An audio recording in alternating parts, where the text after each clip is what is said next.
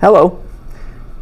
So, had a really interesting development with my saltwater tank, and I'm really thrilled to see this. I have had a prawn goby for several months now, and I have also, prior to that, had a pistol shrimp that I thought had died that ended up popping up one day, and last night apparently these two ended up finding each other and they ended up pairing.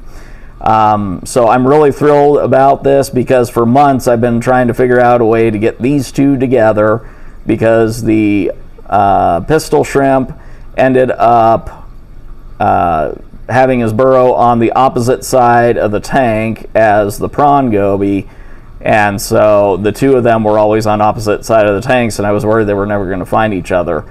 And for whatever reason, last night they ended up finding each other. They've ended up pairing up now. And as you can see, the Randall's pistol shrimp, or candy cane pistol shrimp as it's sometimes referred to, it's gorgeous and it is out and a lot more visible. I've seen it before, but it's really tricky to be able to try and get it on camera. So this is perfect, being able to finally get the two of them paired together, and both of them are a lot more visible now. And in point of fact, the prawn goby has ended up becoming very bold, to the point where I was shocked that he did this. The fox face was hanging out too long in front of his den, and he actually went up and gave him a little nip on the underbelly to get him to move along. So pretty feisty for a little tiny prawn goby there, but I guess he figures he's got some muscle to back him up now, so he can be a little bit more bold.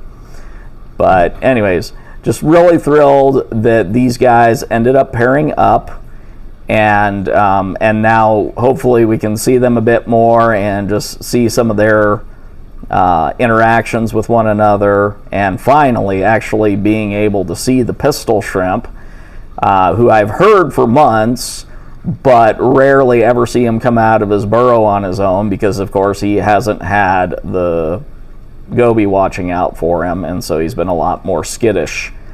So, but today this is the most I've ever seen of him, other than the day that I first put him in the tank.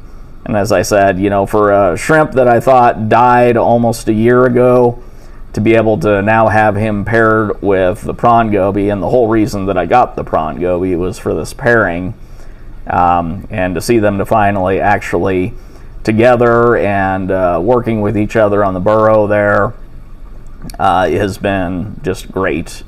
You know, as I said, I was rather shocked this morning when I came out and actually saw the two together. So, but anyway, the Randall's goby, also sometimes referred to as a candy cane goby, is an excellent choice for a pistol shrimp, in large part because they don't get super big, and the larger pistol shrimps like the tiger can be somewhat problematic. So that's part of the reason why I ended up going with the Randall's, because they're not nearly as problematic because they're smaller, whereas the larger tiger pistol shrimp sometimes can cause problems with slower moving inhabitants in the tank and that sort of thing.